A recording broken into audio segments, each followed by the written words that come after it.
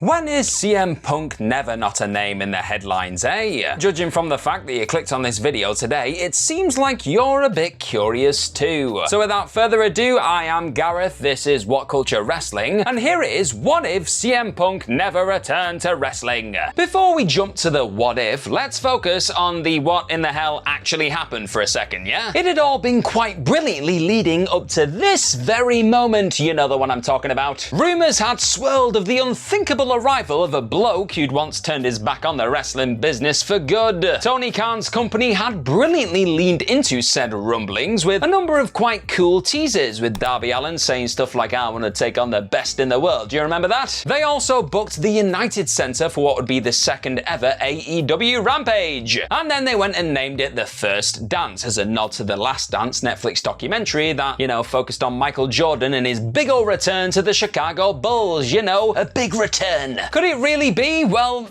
there was just enough doubt left hanging in the air there, making you think, well, have they actually just pulled a massive swerve here to fill out a massive arena? Is that what they've done? Have we just been had? But the second a familiar cult of personality riff hit through those speakers and ignited a Chicago crowd that went and blew a hole through the damn roof, well, this long-time fantasy became the most surreal of realities, and I have known a couple of them. CM Punk, yes, that CM Punk had returned to wrestling, and he was wearing a nice white t-shirt with the things. It was awesome. And that moving visual of a Phil Brooks just letting the roars of the crowd wash over him as he got really emotional, a really moving moment, was enough to bring tears to grown adults' eyes. There was a whole thing with a guy crying. It was emotional, right? In a wrestling world where moments with a big old capital M tend to live longer in the memory than just about anything else, they simply did not get any bigger than that. The best in the world's arrival in the All Elite universe would transform an already pretty consistently hot product into a force to be reckoned with. Ratings were strong, AEW pay-per-view records were broken, a hell of a lot of merch was moved, all-timer feuds, they were had, baby. And he featured in the main event of two shows that had a $1 million gate, which is pretty darn impressive. Whatever way you slice it, CM Punk signing an AEW contract was one hell of a smart business decision from Tony Khan. And before we dive into all the other stuff, I want to know really quickly, what is your favourite AEW moment from CM Punk's career? You let me know in the comment section down below because, well, things are about to get a little bit negative, aren't they? Let's get back to it. Yeah, because that often unbelievable time to be alive eventually gave way to one of the most turbulent periods that this fledgling company has ever experienced. And it's a spell you could argue that AEW is still yet to fully recover from, even now. Well, the fact he got to meet and become friends with so many people within AEW and help a couple of people out along the way, on top of the fact that he made so many incredible moments after that return, meant that he had zero regrets, really. But there is no denying that his own and many other people's lives would have been a little bit less stressful had this chip magnet remained the one person that fans were convinced would never walk back down a wrestling ramp. Now, getting the obvious out of the way pretty early for all of the good that came along with CM Punk returning finally to the world of wrestling, his return also gradually had quite the negative impact on the AEW locker room and the overall product, to be honest. It wasn't a case of the entire place being set on fire from the second he walked through the doors, though. Punk actually appeared to be having a whale of a time initially, sending the crowd home happy after the show went off the air, firing out jolly tweets to Hangman, and just generally seeming like a man who'd rediscovered his love of wrestling that had always been there deep down still. It had just been sitting there for 7 years. But in the wake of a legendary program with MJF, which we will touch upon again later, don't you worry, the cracks began to show once CM Punk turned his attention to the AEW World Champion, Hangman Adam Page. Now, without this bona fide draw and living legend bringing more eyes and money to the organization, is there a world where this anxious millennial cowboy actually held on to the world title for a little bit longer before dropping it to a Maxwell or a Wardlow, perhaps? Look, you can't really blame Tony Khan for wanting to strap up his top guy at Double or Nothing 2022, which is, you know, what actually happened in the end. But it was that call which also ultimately set in motion a series of events which very nearly undid all of the fantastic work the booker had done in presenting this particular prize as the top title in all of wrestling. Following Punk and Page's now infamous feud, one which included a shoot workers right dig which royally ended the All Elite honeymoon, the AEW World Championship would go through something of a rough patch. The official one was taken off TV after Mr. Phil Brooks stupidly decided to go and do some crowd surfing and broke his foot. It was then replaced by an interim strap throughout much of the summer, unified in an admittedly quite thrilling squash Flash, and then it was vacated after Mr. CM Punk tore his triceps and did some brawl-out stuff. And all that I just mentioned there was in the space of about 4 months. An initially well-received, but eventually quite underrated, salt-of-the-earth run with the belt would help restore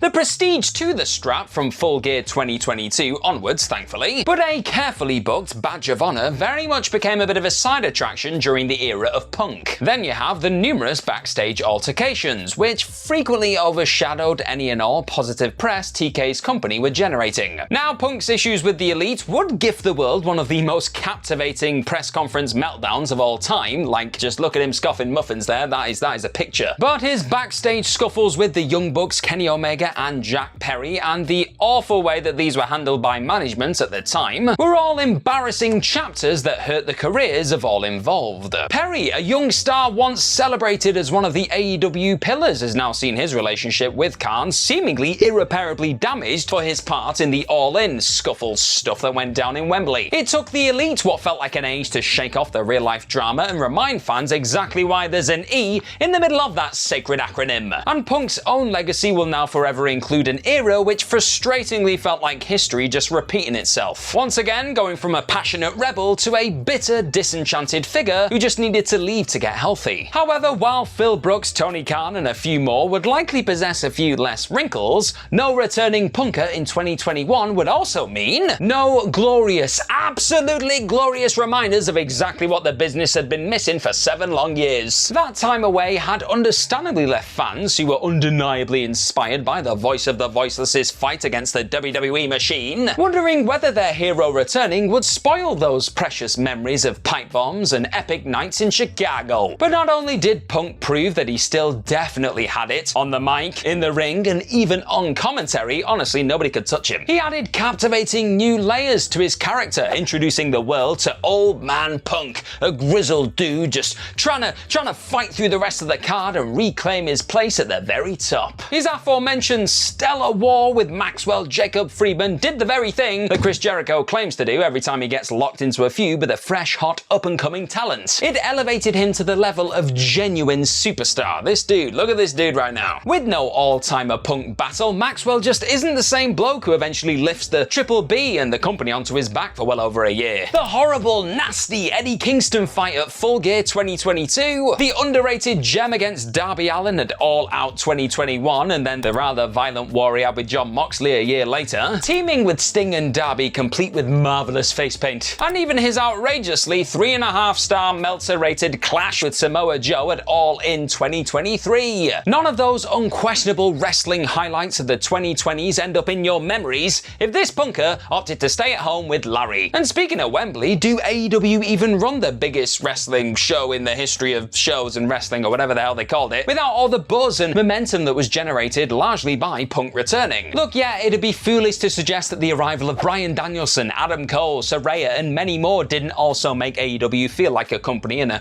a product capable of selling 70,000+ tickets for an event inside a Wembley Stadium. But it's probably not much of a coincidence that Tony Khan decided to bring back his divisive megastar after his ripped up tricep not that long after announcing that this pay-per-view was going to go down. He knew that many across the pond, including myself, would do whatever it took to see CM Punk in the flesh inside of a stadium, because that was something at one point that felt like it was never going to happen. It genuinely felt impossible. And even the evident compromise that was the early days of Collision was an absolute hoot with CM Punk as the leading man. It was a good time, with the chick magnet's separation from the likes of the Elite on Dynamite leading to some pretty dynamite moments with the likes of Ricky Starks and Samoa Joe. And while some would obviously argue the contrary, Punk deciding to give the business a second chance gave AEW as a company and a whole host of performers within said company a massive boost, and led to iconic All Elite moments that all of the bitterness and backstage nonsense in the world will never ever erase. But they are not the only promotion that would look a little bit different in a punkless modern era. Do you really think it was a coincidence that a WWE, then booked by the consistently spiteful Vince McMahon, opted to chuck not one, but 2 gigantic surprises onto SummerSlam 2021? One night on from the best in the world's game-changing return inside of the United Center?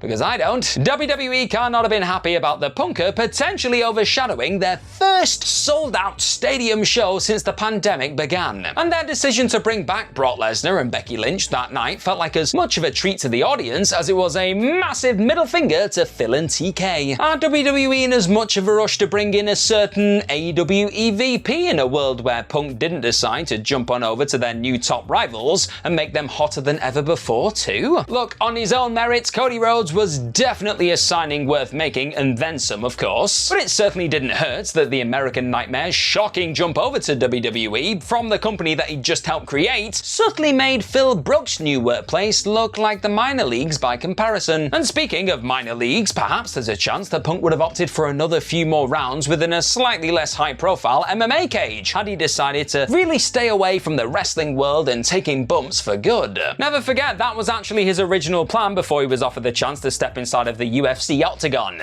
and we know how that turned out. And look, he still evidently has a passion for the sport because he still does Cage Fury Fighting Championship commentary when he can. The man of many talents, Phil Brooks, also started to explore the art of acting during those 7 years away, eventually making appearances in the Girl on the Third Floor horror movie and the wrestling drama series known as Heels. And that's another passion he clearly had a desire to keep on pursuing even after he agreed to fully immerse himself back in the wrestling business, appearing in the Mayans MC drama and the second season of Heels in 2023. In case you didn't know, Punk also once noted how he really wanted to follow in the footsteps of a certain Dave Bautista. You remember that guy? With the Animal even feeling that his former WWE colleague could be a bigger star in the film world than what he actually was in the wrestling world. I don't know about you, but I think that's pretty big praise coming from an actual Guardian of the Galaxy. So, in an alternate reality where this wrestling icon didn't decide to dust off his kick pads again, perhaps having that extra time to focus on making it as a thespian could have led to the Punker becoming the latest wrestler to make a serious splash in Hollywood. Move over, Rock, Cena and Batista, the best in the world is here to take over Tinseltown. If fans have learned one thing from the last 3 years of CM fun though, it's that this actor, comic book writer, MMA fighter, wrestling legend's heart will forever belong to this here business. Would wrestling have been a more peaceful and less chaotic place had it remained Punk-free?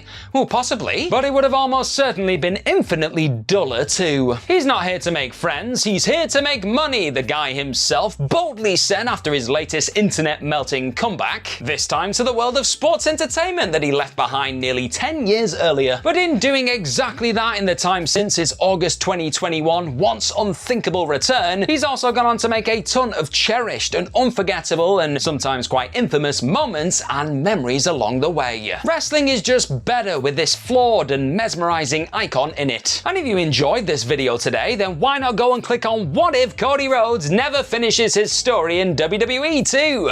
It's a good one, it will definitely not get you angry. Bye bye!